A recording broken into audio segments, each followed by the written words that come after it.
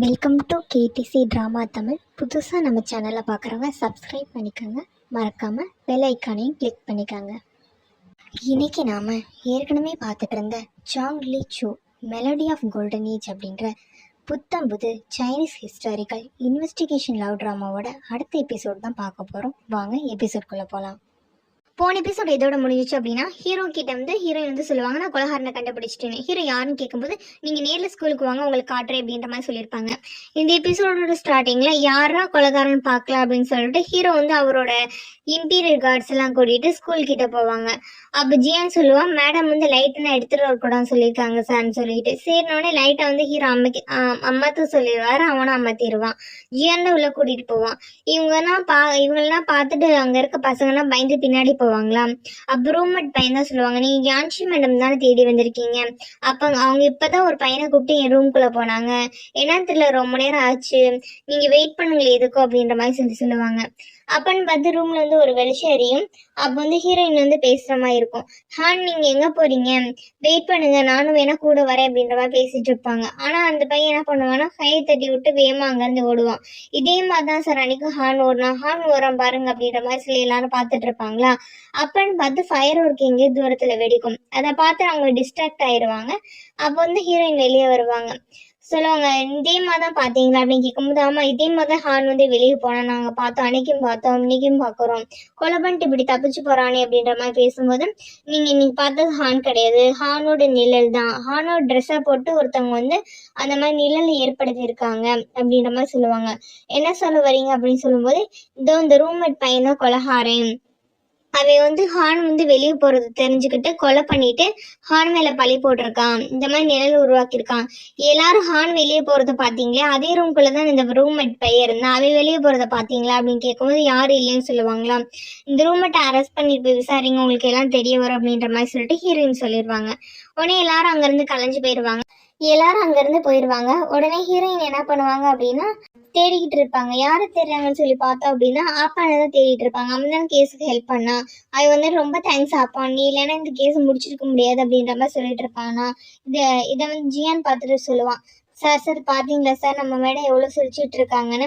ஒருவேளை பழைய ஃப்ரெண்டாக இருக்கும் போல இருக்கு. வீட்டில் கூட நம்ம மேடம் இப்படி சிரிச்சு நான் பார்த்தது இல்லை சார் அப்படின்ற மாதிரி பேசிட்டு இருப்பான். ஹீரோ ஏற்கனவே கடுப்பில் இருப்பான், இல்லவே வேற வெறுப்பேற்றிட்டு இருப்பான். அங்கே ஹீரோ என்ன சொல்லுவாங்க, ரொம்ப தேங்க்ஸ் பண்ணி, இல்லாட்டி கேஸை சால்வ் பண்ணிக்க முடியாது பேசிட்டு இருப்பாங்களா. அதுக்காக சொல்லுவான், பரவாயில்ல, நீ வந்துட்டு இந்த நல்ல விஷயத்தான் ஹெல்ப் கேட்டிருக்கேன், உனக்கு எந்த ஹெல்ப் வேணாலும் சரி என்னை கோஸ்ட் மார்க்கெட்ல வந்து பாரு அப்படின்ற மாதிரி சொல்லிட்டு இருப்பான். ஹீரோயின் ரொம்ப சந்தோஷம் பண்ணிட்டு இருப்பாங்க. சரி நான் வரேன் அப்படின்ற மாதிரி சொல்லிட்டு அந்த பையன் அங்கிருந்து கிளம்பி போயிடுவான். இது எல்லாத்தையும் ஹீரோவும் சரி ஜியனும் சரி பார்த்துட்டு இருப்பாங்க. அப்போ வந்து ஹீரோயின் சொல்லுவாங்க, பரவாயில்ல, இன்னைக்கு ஆப்பன் வந்தனால கேஸ் வந்து ஈஸியாக சால்வ் பண்ண முடிச்சு, எவ்வளோ கஷ்டமான கேஸ்ல அப்படின்ற அவங்களுக்கு அவங்களே பேசிட்டு இருப்பாங்க. அப்போ வந்து ஹீரோவும் ஜியான்னு பார்ப்பாங்க. இதை பார்த்துட்டே இருப்பாங்க, இந்த விஷயத்த எல்லாத்தையும் பார்த்துட்டு இருப்பாங்களா. அப்போ ஹீரோயின் வருவாங்களா. கிட்ட வரும்போது ஹீரோவும் சரி ஜியானும் சரி மூஞ்சி கொடுக்கும்போது மூஞ்சி திருப்பிட்டு அங்கேருந்து போவாங்க.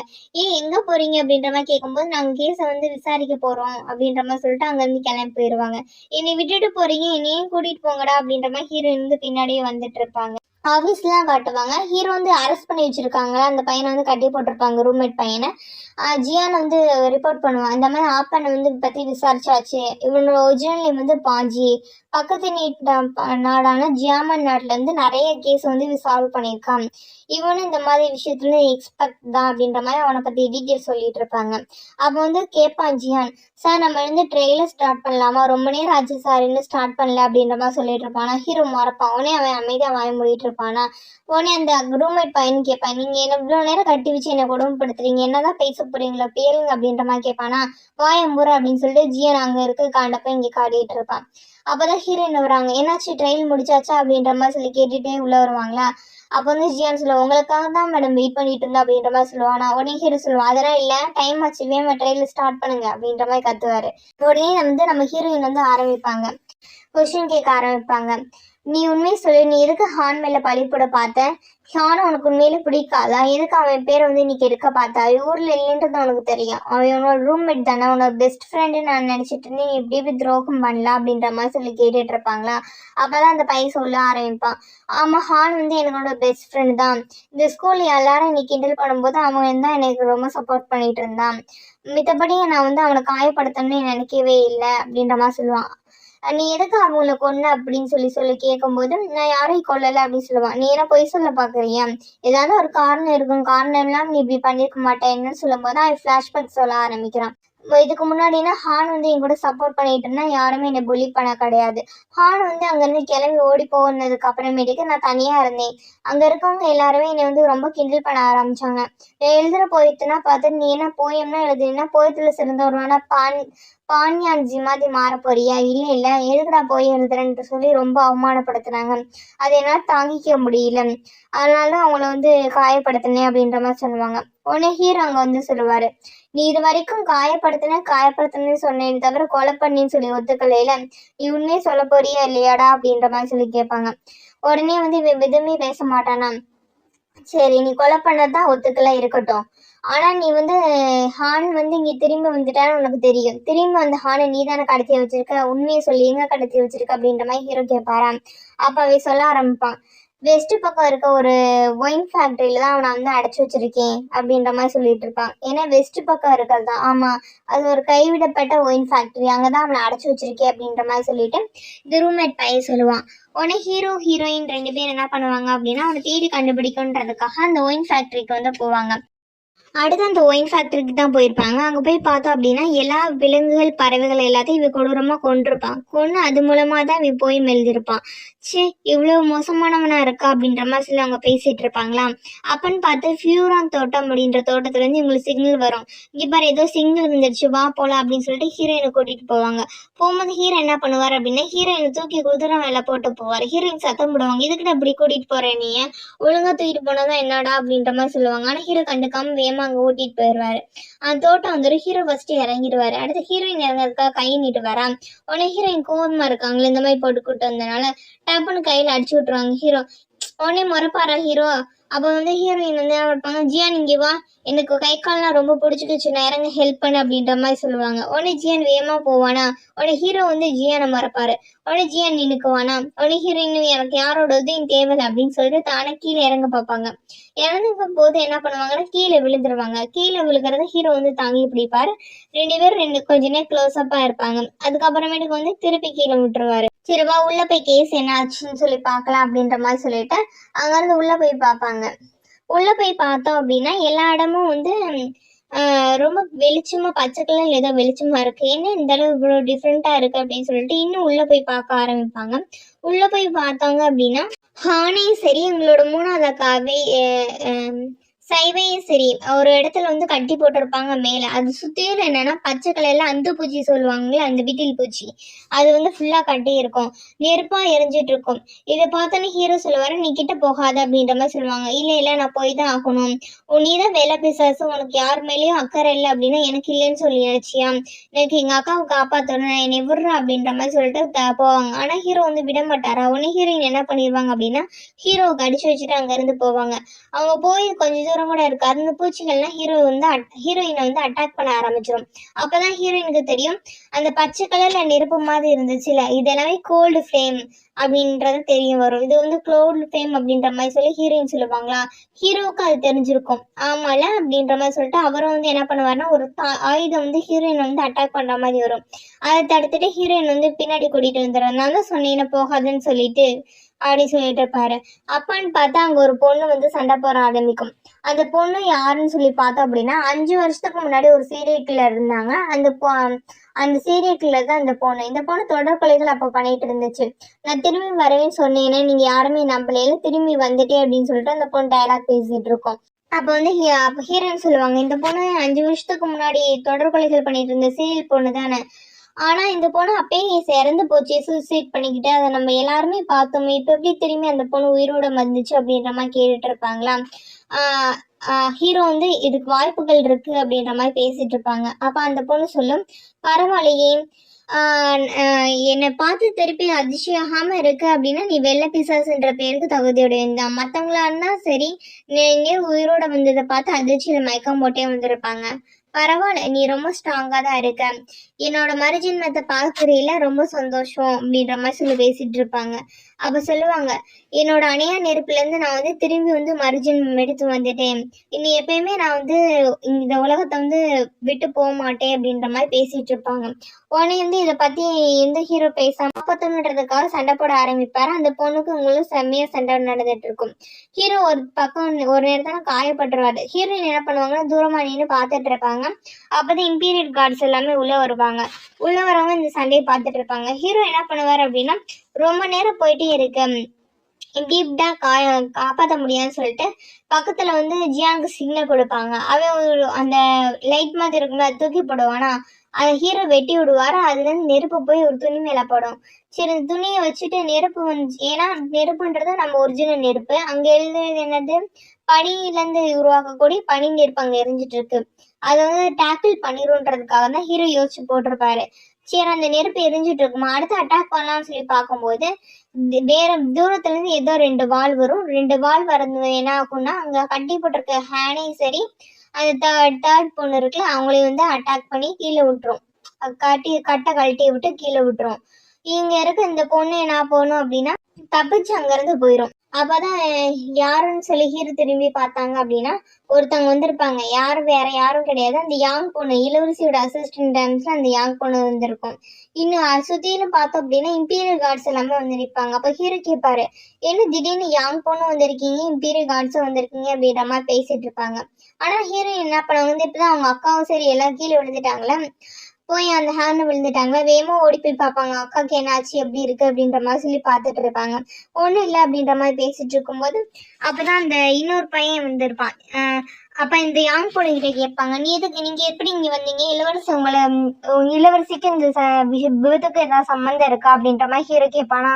இல்ல இல்ல இல்ல, இளவரசி வந்து என்னை காப்பாத்துறதுக்காக தான் அனுப்பி விட்டாங்க, இந்த ஹானை காப்பாத்திட்டு வர சொல்லிதான் அனுப்பி விட்டாங்க, நான் அதுக்காக தான் வந்தேன் அப்படின்ற மாதிரி சொல்லுவாங்க. அப்படி எதுக்கு நீங்க இம்பீரியல் கார்ட்ஸ் எல்லாம் கூட்டிட்டு வந்திருக்கீங்க அப்படின்னு சொல்லும்போது உண்மையில இந்த விஷயம் பத்தி எனக்கு தெரியாது அப்படின்ற மாதிரி அதை யாங் பொண்ணு சொல்லுமா. அப்போ வந்து ஜாங்னு ஒருத்தையும் பார்த்தோம்ல, வானர் கூட ஃபர்ஸ்ட் டீல் பேசினான்னு அந்த பையன் வந்து நிற்பான்.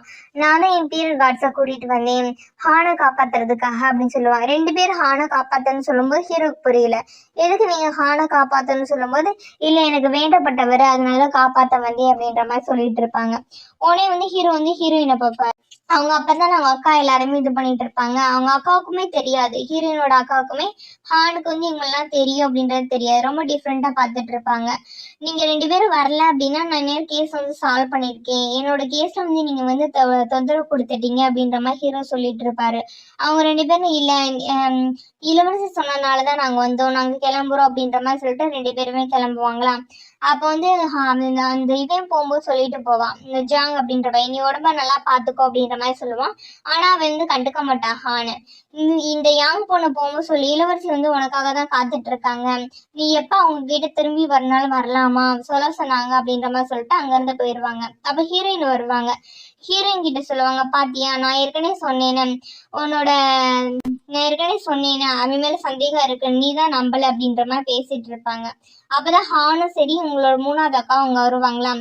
அப்ப கேட்பாங்க, நீ இதுக்குன்னா என்ன பதில் சொல்ல போற அப்படின்ற மாதிரி ஹான் கிட்ட ஹீரோ கேட்பாரா. அதுக்கு வந்து ஹான் எதுவுமே பேச மாட்டாரா. சரி நீ இதுக்கெல்லாம் பதில் சொல்ல வேணாம், இப்ப அந்த பொண்ணுக்கு உன்னாலதானே காயமாயிருக்கு, நீ வேமா அந்த பொண்ணு யான் வீட்டுக்கு கூட்டிட்டு போ, டாக்டர் யான் கிட்ட கூட்டிட்டு போ, அவர் ட்ரீட்மெண்ட் பாத்துக்குவாரு, கண்டிப்பா வீட்டுல நீ இதுக்கு பதில் சொல்லிதான் ஆகணும் அப்படின்னு சொல்லிட்டு சத்தம் போட்டு விட்டு அங்க இருந்து அனுப்பி விட்டுருவாரு. இப்ப எல்லாரும் போன பிறகு ஹீரோ ஹீரோயின் 2 பேர் மட்டும் தான் நின்றுட்டு இருப்பாங்களா. அப்ப ஹீரோயின்ட்ட சொல்லுவாரு, பாத்தியா என்ன நடந்துச்சுன்னு சொல்லிட்டு, இவன் வந்து சாதாரணமான ஆள் மாதிரி தெரியல, இளவரசியை சப்போர்ட் பண்றாங்க, அந்த ஜாங் அப்படின்றவன் சப்போர்ட் பண்றான், இவனோட ஐடென்டிட்டி நினைச்சாவே எனக்கு சந்தேகமா தான் இருக்கு அப்படின்ற மாதிரி சொல்லிட்டு இருப்பாங்க. ஹீரோயின் ஆமா அப்படி, ஆனா இதை பத்தின எங்க அக்காவுக்கு எதுவும் தெரியாது போல இருக்கு, பாத்தியில அவங்க நடந்துக்கிறத பத்தி அப்படின்ற மாதிரி பேசிட்டு இருப்பாங்க. அப்ப ஹீரோ சொல்லுவாங்க, நான் எப்பயுமே உங்க அக்கா சந்தேகப்பட்டதே கிடையாது, உங்க அக்காவை காயப்படுத்தணும்னு நினைச்சதே இல்லை அப்படின்ற மாதிரி சொல்லுவாங்க. அப்பதான் ஹீரோயின் வந்து நினைச்சு பார்ப்பாங்க, இந்த நெருப்புக்குள்ள போகும்போது கொஞ்சம் பொருள் எங்க அக்காவை பத்தி உனக்கு என்ன கவலை இருக்குன்னு சொல்லி சத்தம் போட்டுட்டு ஹீரோ கையில கடிச்சு வச்சுட்டு தானே போயிருப்பாங்க. அதை நினைச்சு பார்த்துட்டு சாரி இந்த இடத்துல உனக்கு சொல்லலை அப்படின்ற மாதிரி சொல்லிட்டு இருப்பாங்க. அப்ப ஹீரோ வந்து கையை பார்ப்பாரு, அவங்க கடிச்சு வச்சாங்கல்ல அத கையை பார்ப்பாங்க, அவசரப்பட்டு உன்னை கடிச்சிட்டு அப்படின்னு ஹீரோயின் சொல்லுவாங்கல்ல, அதனால கையை பார்ப்பாரு. கையை பார்த்தா காயமா இருக்குமா, சரி நான் வந்து ஆபீஸ்க்கு போறேன் நீ வரியா இல்லையா அப்படின்ற மாதிரி ஹீரோயின்ட்ட கேட்பாங்களாம். ஹீரோயின் நான் வரேன் அப்படின்ற மாதிரி சொல்லிட்டு பின்னாடியே போவாங்க. அடுத்த ஆஃபீஸ்ல தான் காட்டுறாங்க. ஹீரோயின் உட்காந்து ஃபைல் ஏதோ தேடிட்டு இருப்பாங்க. அப்ப ஜியான் கொண்டுட்டு வந்து நிறைய லைட்டை வந்து ஃபிக்ஸ் பண்ணுவான். எதுக்கு ஜியான் நீங்க பண்ற அப்படின்ற மாதிரி கேட்டுட்டு இருப்பாங்களா. அப்பன்னு பார்த்தா ஹீரோ வருவாரு. ஹீரோ வரும், ஹீரோட்ட கேட்பாங்க எதுக்கு இவ்வளோ லைட் அப்படின்ற மாதிரி கேட்கும்போது, இல்ல நமக்கு ஃபைல தேடலாம் அப்படின்னு சொல்லிட்டு 2 பேருமே சேர்ந்து கேஸ் ஃபைல தேடுவாங்க. அப்ப ஹீரோயின் கண்டுபிடிச்சிருவாங்க. அது என்ன கேஸ் ஃபைல் அப்படின்னா 5 வருஷத்துக்கு முன்னாடி சீரியல் கில்லர் வந்து கொலை பண்ணியிருப்பாங்களா, அந்த கேஸ் தான். அந்தவங்க தான் உயிரோடு வந்திருக்காங்க அப்படின்னு சொல்லி பார்த்தோம். அந்த கேஸ் பத்தி படிக்க ஆரம்பிப்பாங்க. அந்த பொண்ணு என்ன பண்ணிருக்கு அப்படின்னா 5 வருஷத்துக்கு முன்னாடி 50 பொண்ணுங்களை வந்து கொண்டிருக்கு. எந்த மெத்தட்ல கொண்டிருக்கு அப்படின்னா இதே மெத்தட்ல தான் இதே தடுத்து தான் கொண்டிருக்கு. அந்த கொண்டு முடிச்சதுக்கு அப்புறமேட்டு லேட்டரா அந்த பிள்ளை கொள்ளதான் அந்த பெண்களோட முதுகுல என்ன கண்டுபிடிச்சாங்க அப்படின்னா விட்டில் பூச்சியோட உருவம் வந்து பஞ்சிருக்கிறத கண்டுபிடிச்சாங்க. அவளை கண்டுபிடிச்சதுக்கு அப்புறமேட்டுக்கு தான் இந்த சீரியல் கில்லரை வந்து அரெஸ்ட் பண்ணியிருக்காங்க. அரெஸ்ட் பண்ணி பார்க்கும்போது தெரிஞ்சிருக்கு இந்த சீரியல் கில்லரோட முகம் வந்து ஒழுங்கா இல்ல, சேதமடைஞ்சிருக்கு அப்படின்ற மாதிரி. அப்பயே அந்த சீரியல் கில்லர் என்ன பண்ணியிருப்பாங்க அப்படின்னா சூசைட் பண்ணி இறந்துருப்பாங்க. இறக்கும்போது சொல்லிட்டு தான் இருந்திருப்பாங்க, நான் திரும்பி வருவேன், அணையா நெருப்பு உங்களை சும்மா விடாது, திரும்பி நான் வந்துதான் ஆள்வேன், இந்த உலகத்துல நான் வந்து சாகாம வாழ்வேன் அப்படின்ற மாதிரி பேசியிருப்பாங்க. இந்த டைலாக் வந்து நம்ம எங்கேயும் கேட்டிருக்கோமே அப்படின்ற மாதிரி ஹீரோயின் யோசிச்சு பார்ப்பாங்க. அப்பதான் யாமினியோட கேஸ் ஞாபகம் வரும். யாமினி இப்படிதான் நெருப்புல சாகணும்னு ஆசைப்பட்டிருப்பா, அப்பதான் நான் திரும்பி வரேன்னு சொல்லியிருப்பாங்க. இது ரெண்டுமே ஏதோ கேங் பண்ற மாதிரி இருக்கும். ஒவ்வொரு கேஸும் இந்த கேஸ் வந்து ஒன்னோட ஒன்று ரிலேட்டடாக தான் இருக்கும்னு நினைக்கிறேன் அப்படின்ற மாதிரி பேசிட்டு இருப்பாங்க. ஆமா, நானும் அப்படிதான் நினைக்கிறேன். இது வந்து சிம்பிளான விஷயம் கிடையாது. இதுக்கு பின்னாடி இருக்கவங்க யாரோ ஒருத்தவங்களா இருப்பாங்க, மாஸ்டர் மைண்டு. ஆனா 5 வருஷத்துக்கு முன்னாடி நிறுத்தினது திருப்பி எதுக்கு ஆரம்பிச்சிருக்காங்கன்னு தெரியல அப்படின்ற மாதிரி இவங்க பேசிட்டு இருப்பாங்களா. அப்ப 5 வருஷத்துக்கு முன்னாடி அவங்களுக்கு ஏதோ ஒரு தேவை இருந்திருக்கு. அந்த தேவை நிறைவேற்றுறதுக்கு வரைக்கும் அந்த கேஸ் வந்து இழுத்து இருக்காங்க. இப்ப அவங்களுக்கு ஏதோ ஒரு திருப்பி தேவை ஏற்பட்டிருக்கு. அந்த தேவைக்காக தான் இன்னும் கொண்டுட்டு வந்திருக்காங்க போல இருக்கு அப்படின்ற மாதிரி 2 பேர் பேசிட்டு இருப்பாங்க. அடுத்த நைட்டு தான் காட்டுறாங்க. அந்த லூசியா பொண்ணு என்ன பண்ணும் அப்படின்னா அவங்க அம்மாவோட கல்லறைக்கு போய் சாமி கும்பிட்டுட்டு இருக்கும். அப்ப பேசிட்டு இருக்கோம், ஏமா உங்களுக்கு ரொம்ப போர் அடிக்கும்ல, சின்ன வயசுல நீங்க எனக்கு பாட்டு பாடி தூங்க வச்சிருப்பீங்களா, அந்த மாதிரி நானும் உங்களுக்கு போர் அடிக்காம இருக்க பாட்டு பாடுறேமா அப்படின்னு சொல்லி பாட்டு பாடிட்டு இருக்கோம்.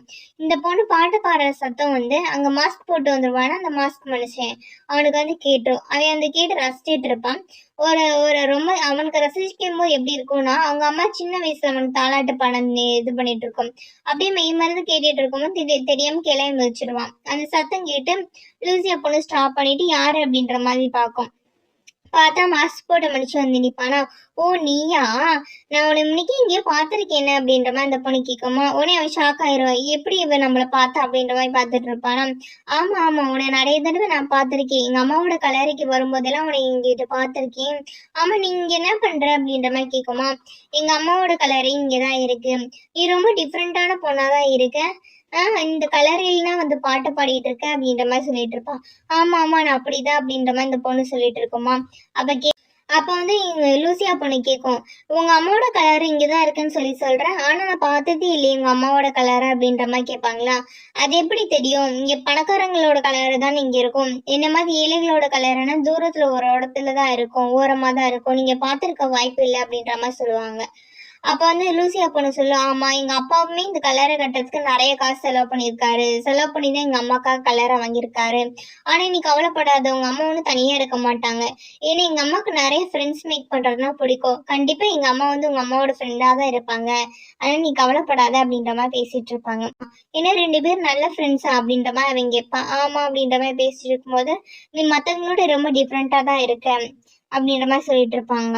அப்ப அந்த பிள்ளை கேட்கும், நீ எப்ப பாரு ஏன் மாஸ்க் போட்டே இருக்கிற, உனக்கு மாஸ்க் இல்லாம இருக்க முடியாதா அப்படின்னு கேட்கும்போது, அதுவா நான் பிறக்கும் போது என் முகத்துல வந்து அசிங்கமான தழும்பு வந்துருச்சு, அதை மறைக்கிறதுக்காக தான் மாஸ்க் போட்டிருக்கேன், மாஸ்க் இல்லாம என்னை பார்த்தாங்க அப்படின்னா பயந்துருவாங்க எல்லாரும், அதனாலதான் போட்டிருக்கேன் அப்படின்ற மாதிரி சொல்லுவாங்க.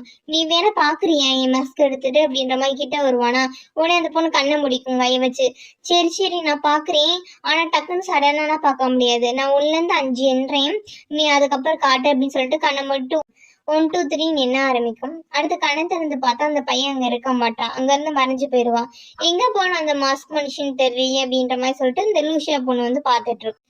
அடுத்து ஷென்னோட வீட்டில் தான் காட்டுறாங்க. ஷென் என்ன பண்ணிட்டு இருப்பாரு அப்படின்னா நைட்டு ஹீரோயின் கடிச்சு வச்ச காயத்தை பார்த்துட்டு இருப்பாரு. எப்படி கடிச்சு வச்சிருக்கா பாரு அப்படின்ற மாதிரி பார்த்துட்டு இருப்பாரு. அப்பன்னு பார்த்து ஹீரோயின் வந்து கதை திறந்துட்டு வராங்க மருந்து போடுறதுக்கு. ஷென் உடனே காயத்தை மறைச்சிட்டு உட்காந்துருப்பாரு எதுவும் தெரியாத மாதிரி. அப்போ ஹீரோயின் வந்து கேட்டுப்பாங்க, காயத்தை கூட மருந்து போடணும் அப்படின்ற மாதிரி சொல்லுவாங்க. ஏன்னா ரொம்ப காயமா இருக்கு, ரொம்ப காயமாயிடுச்சு அப்படின்ற மாதிரி காயத்தை பார்த்து பேசிட்டு இருப்பாங்களா. அப்போ ஷென் சொல்லுவாரு, ஆமா ஆமா என்ன பண்றது, ஒரு நாய்க்குட்டி வந்து எனக்கு அடைச்சு வச்சிருச்சு அப்படின்ற மாதிரி சொல்லிட்டு இருப்பாங்க. அப்போ ஹீரோயின் வந்து மறைச்சு பார்ப்பாங்க ஷென்னை. அவர் சொல்லுவாங்க, பட்லர் சொன்னாரு பல்வலிக்குன்னா மருந்து இருக்குல்ல, அந்த மருந்து பச்சை சிவப்பு கலர் டப்பால இருக்குன்னு சொன்னாரு, அதை நான் போட்டு விடுறேன் அப்படின்ற மாதிரி சொல்லுவாங்களா. உடனே ஹீரோ பார்ப்பான், என்னடி நாய் கடிச்சு வச்சதுக்கு போய் பல்வலி மருந்து போறேன்னு கேட்பாங்களா. ஆமா என்னோட பல் பட்டுச்சுல, அப்போ வந்து பல்வலி மருந்து சரியாகும்னு நினைக்கிறேன், அதனால அதை போட்டு விடுறேன் அப்படின்னு சொல்லிட்டு போடுவாங்க. ஹீரோ ஒண்ணு வேணாம்னு சொல்லுவாங்களா. இல்ல ஒண்ணும் பண்ணாத அப்படின்ற மாதிரி சொல்லிட்டு காயத்துக்கு வந்து மருந்து போட விட்டுருப்பாங்க. ஹீரோயின் மருந்து போட போட ஹீரோ மூஞ்சி சொல்லிப்பாரு. அப்ப சொல்லுவாங்க, ஆமா ஆமா ஒரு பைத்தியக்கார நாய்க்கு அடிச்சு வச்சிருச்சு, அதனால எனக்கு வலிக்குது, மருந்து போடு போடு அப்படின்ற மாதிரி பேசிட்டு இருப்பாங்க. அப்ப அவங்க ரெண்டு பேரும் மருந்து போட்டு முடிச்சோடனே ஹீரோ வந்து கட்டு போடுவாங்க. கட்டு போட்டாங்கன்னா துண்டை வச்சு எப்படி கட்டு போட்டிருப்பாங்கன்னா ரொம்ப பெருசா கட்டு போட்டு விட்டுருவாங்க. ஹீரோயின் பார்ப்பாங்க, நீ மன்னிப்பு கேட்கறதா ஒழுங்கா மன்னிப்பு கேட்க மாட்டியா, எப்படி வந்து கட்டு போட்டு வச்சிருக்க பாரு, ஏன்னா கையை கூட அசைக்க முடியல, எப்படியா கட்டு போடுவாங்க அப்படின்ற மாதிரி கேட்பாங்களா. உடனே ஹீரோயின் சொல்லுவாங்க, என்ன மன்னிப்பு கேட்க வந்தேனா, நான் எப்ப சொன்னேன் உன்கிட்ட மன்னிப்பு கேட்க வந்தேன்னு, நானும் உன்கிட்ட மன்னிப்பு நான் கேட்க வரல, ஏதோ பாவமா இருக்கேன்னு கட்டு போடலான்னு வந்தேன், வெந்தபடி ஒண்ணும் கிடையாது.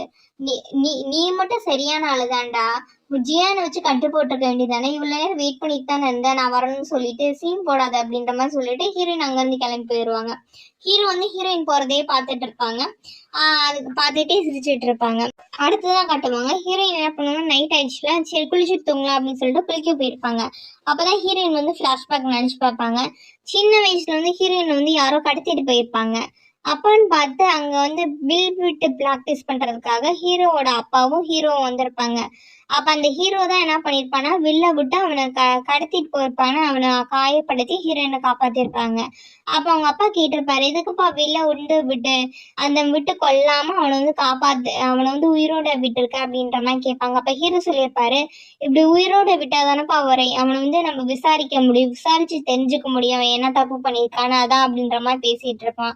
அப்ப கீழே விழுந்திருக்க ஹீரோயினுக்கு வந்து ஹீரோ வந்து கை கொடுத்து சொல்லுவான், என் பேரு ஷென்னு, உனக்கு ஏதாவது எந்த ஹெல்ப் வேணாலும் நீ எனக்கு கேளு அப்படின்ற மாதிரி சொல்லி அப்பதான் ஹீரோயின் ஃபர்ஸ்ட் டைம் வந்து மீட் பண்ணியிருப்பாங்க.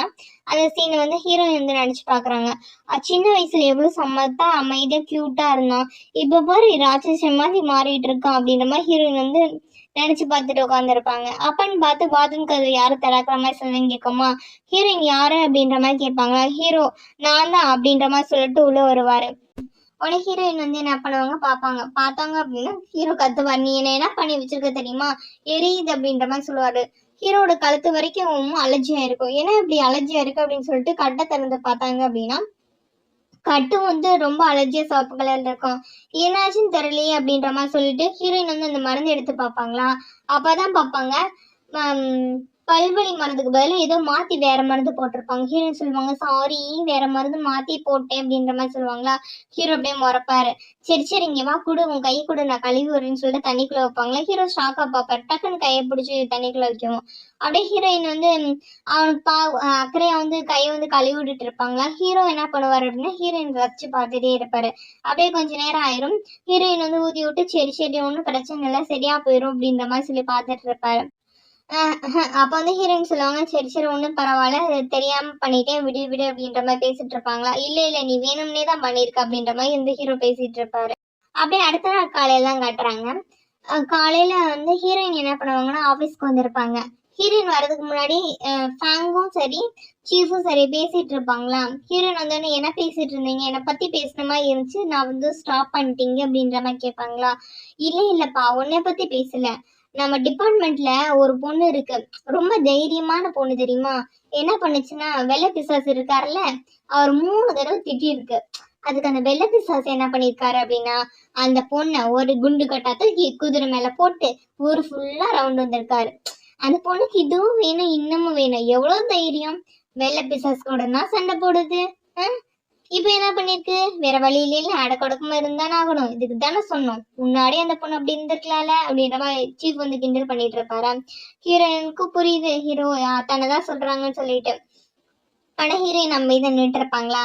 அப்பன்னு பார்த்து லூசியா பொண்ணு உள்ள வரும். உள்ள வந்து வந்துட்டாங்க மேடம். என்ன மேடம் ரொம்ப லேட் ஆயிடுச்சு போல இருக்கு, இப்பதான் வேலைக்கு வர நேரமா அப்படின்ற மாதிரி பாஸ் கேட்பாரா. இல்ல சார் லேட் ஆயிடுச்சு அப்படின்ற மாதிரி சொல்லுவாங்க.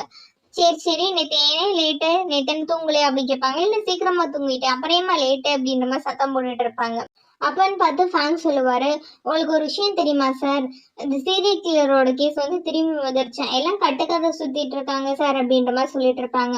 அப்ப அந்த லூசியா பொண்ணு தெரியும் சொல்லுவாங்க, ஆமா ஆமா அந்த கேஸ் திரும்பி வந்திருக்கு, அந்த கேஸ் ஃபைல் எடுக்கத்தான் லேட் ஆச்சு இங்க பாருங்க அப்படின்ற மாதிரி காட்டிட்டு இருக்கும். அப்படியா, அது அந்த கேஸ்ல ரொம்ப இம்பார்ட்டன்டான கேஸ் இல்லை, நம்ம வந்து கண்டுக்க வேணாம் அப்படின்ற மாதிரி வந்து சீஃப் பேசிட்டு இருப்பாரு. அப்ப ஹீரோயின் கேட்பாங்க, ஏன் சார் பொண்ணுங்க செத்தா உங்களுக்கு வந்து அவ்வளோ வீக்கா இருக்கா, பொண்ணுன்றதுனால கேஸ் எடுக்க மாட்டேன்னு சொல்றீங்க, நீங்க இந்த மாதிரி பண்ணக்கூடாது சார் அப்படின்ற மாதிரி பேசிட்டு இருப்பாங்க. அப்ப வந்து சீஃப் வந்து ஆர்கியூ பண்ணிட்டு இருப்பாரா. ஏமா நீ ஷென் வீட்டில் தான் கல்யாணம் பண்ணிட்டு போனாலும் சரி, ஷென் வந்து உன்னை மதிக்க மாட்டாங்க, நீ வந்து அவனை ரொம்ப இன்னும் காயப்படு அவனை கொடுமைப்படுத்திட்டு தான் இருக்கான்னு நாங்களும் கேள்விப்பட்டோம், ஆனால் நீ ரொம்ப என்ன எக்ஸ்பெக்ட் பண்ணாதம்மா, இந்த கேஸ் வந்து நம்ம டிபார்ட்மெண்ட்டுக்கு வந்து செட் ஆகாது அப்படின்ற மாதிரி சொல்லி பேசிட்டு இருப்பாங்க. அப்பன்னு பார்த்து சத்தம் கேட்கும், உள்ள வந்து லீவ் வராரு அப்படின்னு சொல்லிட்டு.